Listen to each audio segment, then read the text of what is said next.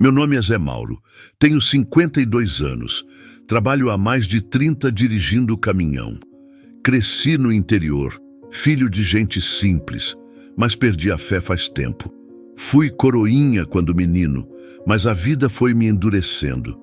Muita estrada, muita solidão, muita coisa que vi sem entender. No fim, fui deixando Deus para lá. Dizia que era invenção de quem não aguentava a dor do mundo. Eu achava que bastava ser honesto, pagar minhas contas e não fazer mal a ninguém. Minha rotina era sempre igual. Saía de madrugada, o rádio ligado em notícia e sertanejo antigo. Parava em posto para tomar café forte e comer pão com manteiga.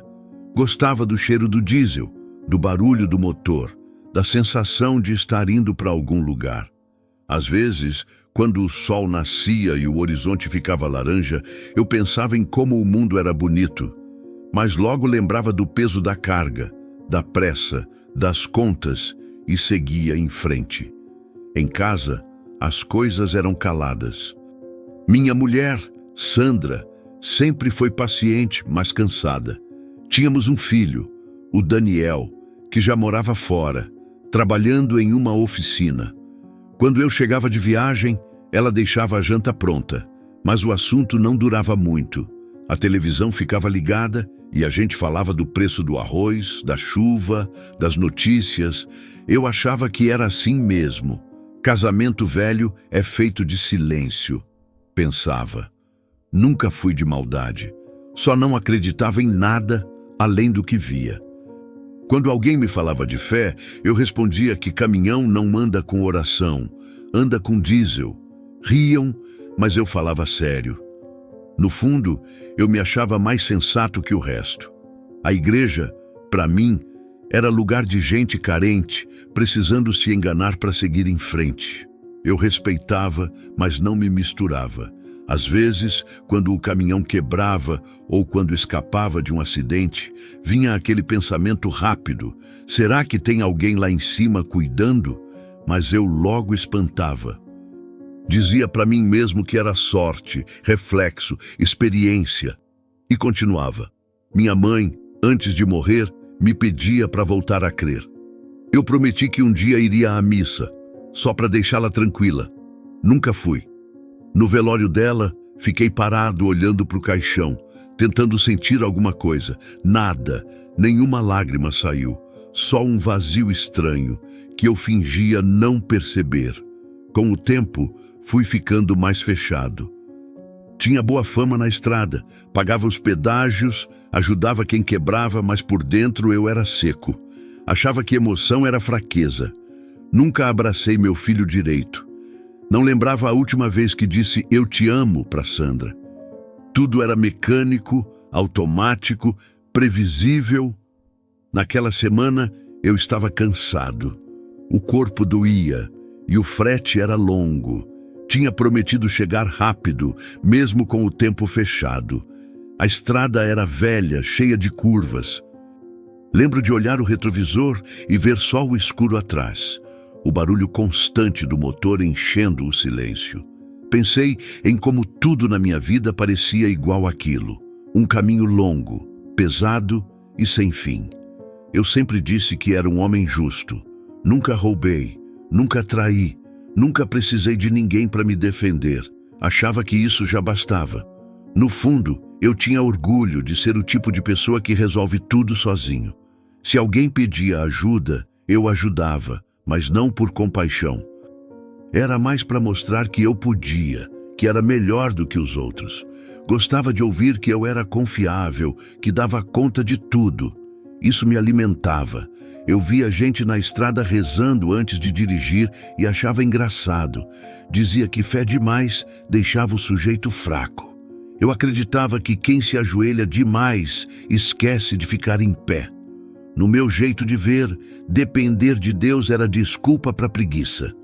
Então, eu vivia provando que não precisava de ninguém. Se o caminhão quebrava, eu mesmo arrumava. Se a viagem atrasava, eu fazia plantão sem dormir. Eu chamava isso de força. Hoje eu sei que era orgulho, mas naquela época eu achava que era virtude.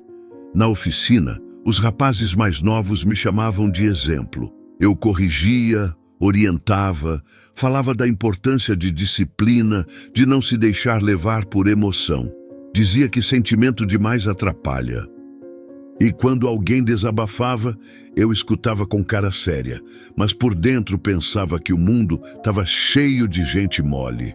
Achava bonito dizer que a vida é dura e que o homem tem que aguentar. Eu me via como alguém que ensina os outros a serem fortes. Em casa era igual. Sandra tentava conversar sobre o casamento, sobre o tempo que a gente não se via direito, mas eu desviava o assunto. Dizia que tudo estava bem, que reclamar era falta de gratidão. Ela chorava às vezes e eu respondia com silêncio. Acreditava que estava sendo firme, quando na verdade era frio. Quando ela pedia mais presença, eu dizia que trabalhava por amor à família, que se ela tinha casa, comida e segurança, já devia agradecer. Eu me sentia justo por isso. Meu filho também tentava se aproximar. Às vezes ligava para falar de um problema no trabalho e eu cortava curto. Dizia para ele resolver. Que homem aprende é com dificuldade. Eu falava com orgulho, achando que estava ensinando a ser forte. Mas, na verdade, eu só repetia o mesmo distanciamento que recebi do meu pai. Chamava de educação o que era. Na verdade, dureza de coração. Na estrada, eu julgava quem quebrava. Dizia que motorista bom não depende de sorte nem de oração.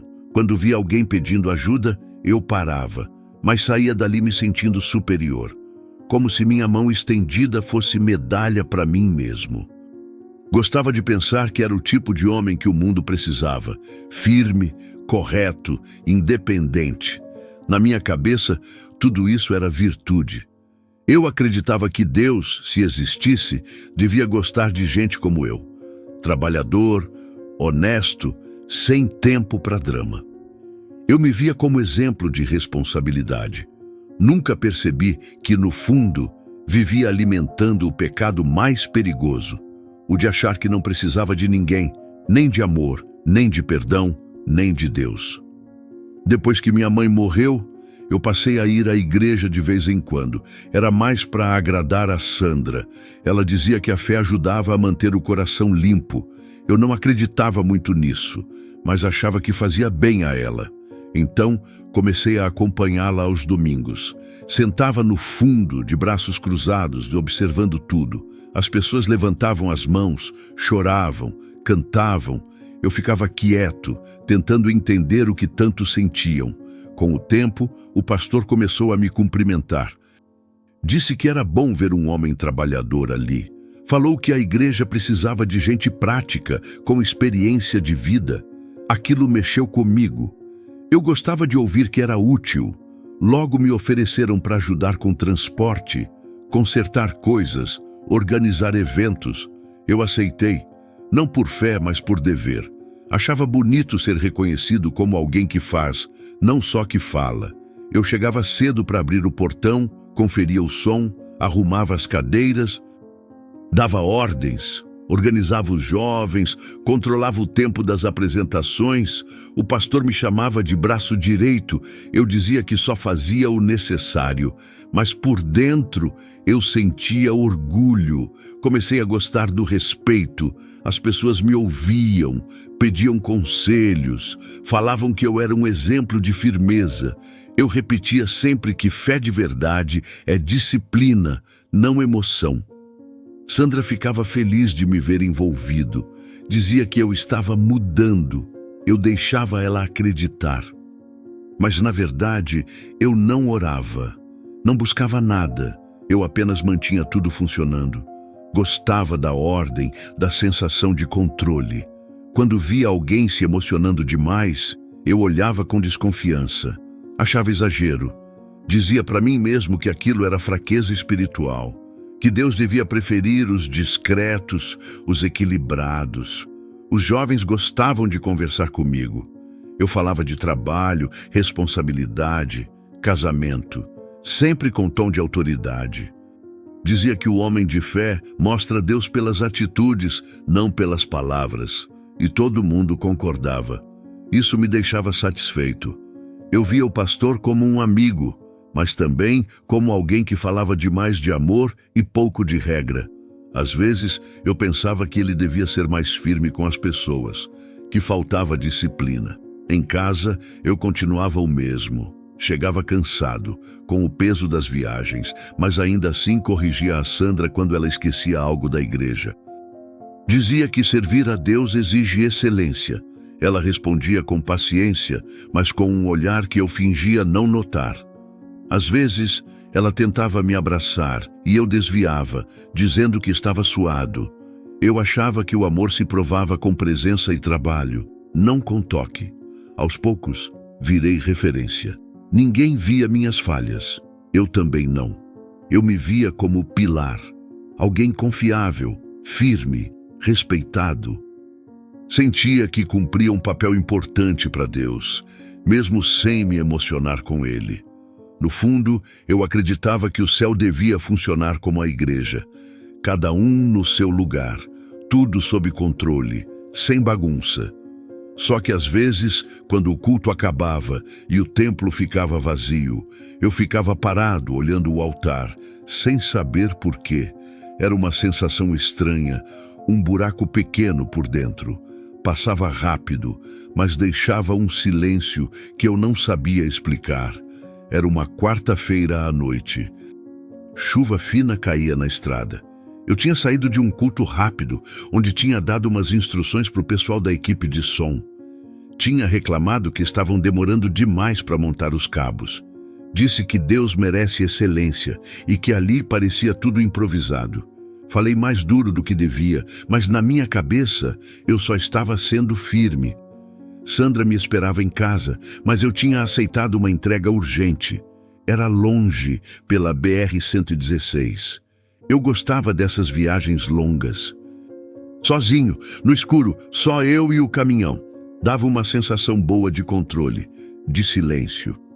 Liguei o rádio, deixei no volume baixo, peguei café no posto e fui direto. A estrada estava molhada, escorregadia. Eu sabia que tinha curvas perigosas, mas achava que dava conta. Já tinha feito aquele trecho muitas vezes.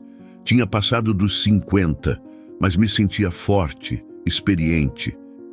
Quando outro caminhoneiro me alertou pelo rádio sobre o trecho com neblina, eu agradeci, mas segui com a mesma velocidade. Achava que medo era coisa de iniciante. No meio da serra, o tempo fechou de vez. A visibilidade caiu. Mesmo assim, eu não reduzi.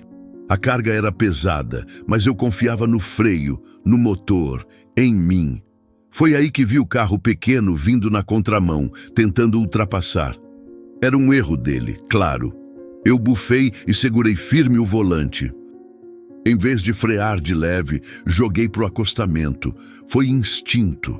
Só que o chão estava liso, o caminhão balançou. A traseira começou a puxar. Tentei controlar, mas era tarde. A carga puxou de um lado, o peso virou do outro. A cabine tremeu inteira. Ainda vi o carro passar ileso, sumindo no retrovisor. E eu ali, tentando corrigir, mas perdendo tudo. O caminhão saiu da pista, bateu num barranco, capotou 1, 2, 3 vezes. Não sei quantas. Só ouvia ferro amassando, vidro estourando, meu corpo solto dentro da cabine, o cinto cortando meu ombro. Quando parou, tudo ficou muito quieto. Não ouvia mais o rádio, nem o barulho do motor. Só um zumbido forte na cabeça. Tentei mexer a mão, não consegui. O gosto de sangue veio na boca. Senti um peso enorme no peito, como se estivesse preso. A última coisa que lembro foi o cheiro de óleo vazando e a certeza de que eu não tinha mais controle de nada. Pela primeira vez em muito tempo, eu estava completamente impotente, sem comando, sem resposta. E mesmo ali, machucado, sangrando, imobilizado, a primeira coisa que pensei foi que a culpa não era minha, que o motorista do outro carro tinha feito besteira, que eu só tentei ajudar, que eu não merecia aquilo. O orgulho ainda falava por mim, mesmo quando o corpo já não conseguia mais dizer nada. Eu estava preso. Sentia o peso do cinto, o ferro apertando minhas pernas, o peito travado. Tentei gritar, mas nada saía. O som do acidente tinha sumido. Agora era só um silêncio estranho. Minha visão começou a escurecer pelas bordas. Não era como fechar os olhos. Era diferente. Como se a luz estivesse sendo apagada de fora para dentro. O gosto de sangue ainda estava na boca. Depois foi sumindo. A dor que cortava o ombro também foi ficando longe. O corpo continuava lá, mas eu já não sentia direito. Ouvi vozes, gente gritando, passos correndo. Um homem falando alto, chamando por ajuda, mas parecia tudo abafado, como se eu estivesse do outro lado de uma parede grossa. Tentei virar o rosto, não consegui. Os olhos estavam abertos, mas não respondiam. Eu via as luzes vermelhas da ambulância piscando ao longe. As sombras dos socorristas passando rápido. Um deles encostou no meu braço, olhou meus olhos. Disse alguma coisa, depois chamou o outro. Falavam entre si, checavam meus sinais. Um deles sacudiu a cabeça devagar. O outro abaixou a cabeça. Eu ouvia, mas ao mesmo tempo não estava mais ali. Comecei a sentir que estava me soltando, como se algo dentro de mim estivesse descolando do corpo. Não era rápido, era lento, como um pano sendo puxado. A sensação era estranha, não era medo, era um vazio novo, nem frio, nem quente, só vazio. Meu corpo estava ali, eu via. O sangue no rosto, o braço torto e os olhos fixos, mas eu não estava mais dentro. Era como olhar alguém que fui, mas não era mais. A noção de tempo começou a sumir. Não sabia se tinham passado segundos ou horas. Nada fazia sentido. O barulho dos carros na estrada ficou distante, depois sumiu. Tudo ficou muito quieto, muito parado. Não havia dor, mas também não havia paz. Era como flutuar dentro de um lugar que não tinha cor, nem som, nem chão. Minha mente estava acordada, mas meu corpo não respondia. E pela primeira vez, entendi. Eu tinha morrido. Essa frase veio clara na cabeça. Morri, não como medo, mas como certeza. Não tinha mais fôlego, nem peso, nem direção. Só uma espera, como se algo estivesse vindo, mas ainda não tinha chegado. Eu não sei quanto tempo fiquei naquele vazio. Não dava para medir. Era como se o tempo não existisse. Só silêncio, só espera. Até que, de repente, algo mudou. Não foi um som, nem uma luz. Foi presença. Eu senti que não estava mais sozinho. Foi aí que vi ele. Jesus estava ali, de pé, parado, me olhando. Não era uma visão brilhante. Não era como eu imaginava. Não dava para explicar. Era ele, e só de olhar eu sabia. O corpo dele era firme, real, como o de um homem. Mas havia algo que parava tudo ao redor. O ambiente se curvou em silêncio. Tudo nele era autoridade e, ao mesmo tempo, compaixão. O olhar dele era direto. Não duro, mas impossível de escapar. Como se visse tudo de mim de uma vez só. Eu quis abaixar os olhos, mas não consegui. Fiquei parado, seco, pequeno. Senti vergonha. Sem ele dizer nada. Não por causa de algum erro específico. Era diferente. Era por inteiro. Era como estar nu por dentro. Ele deu um passo e me chamou. Disse meu nome. Só isso. Zé Mauro. Ouvir meu nome da boca dele foi como acordar de um sono muito longo. Depois veio a pergunta. Por que você achava que não precisava de mim? A voz era mansa, sem raiva, mas firme. Aquilo me atravessou. Eu não consegui responder. Na mesma hora, minha mente foi puxando lembranças, situações, palavras, pensamentos, tudo alinhado com aquela pergunta. Eu vi o jeito que vivi, a forma como falei das coisas de Deus sem acreditar, o orgulho de ser independente, a frieza com quem me amava, o controle que eu achava que tinha. Tudo começou a pesar de um jeito diferente. Não era culpa comum, era verdade exposta, sem defesa. Ele não acusava, só estava ali, presente, vivo, e eu, morto, não só no corpo, no espírito também. A presença dele não deixava espaço para mentira. Eu sentia que dali em diante tudo seria mostrado. Mas naquele instante, tudo parou ali. Eu entendi. Eu estava diante de Jesus. E ele sabia quem eu era de verdade. Jesus continuava me olhando. Não havia pressa, nem agitação. Era só presença e verdade. Ele deu mais um passo. E sem levantar a voz, disse: "Você achava que ser correto era suficiente." Na mesma hora, cenas da minha vida começaram a aparecer. Não era como lembrança comum. Era mais nítido, como se eu estivesse lá de novo.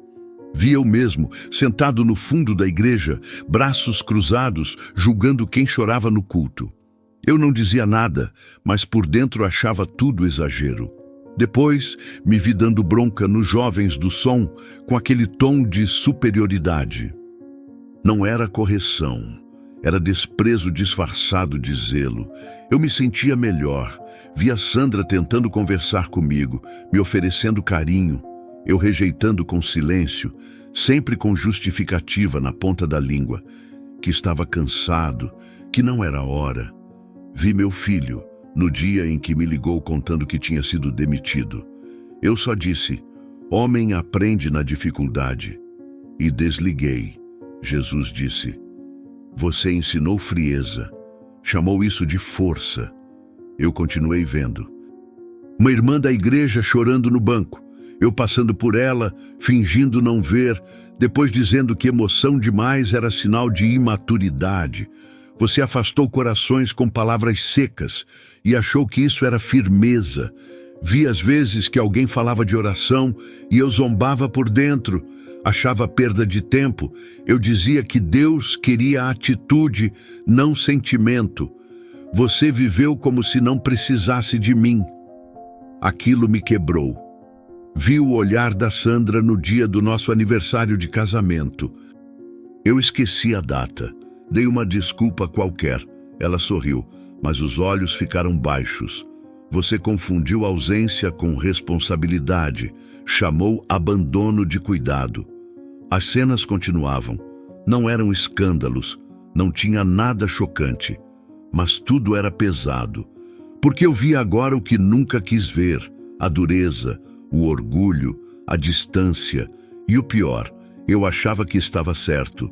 Jesus não gritava, não acusava. Ele só mostrava. E cada palavra que ele dizia desmontava minhas certezas. Você liderou sem amor, corrigiu sem compaixão e achou que isso era serviço. Fiquei em silêncio.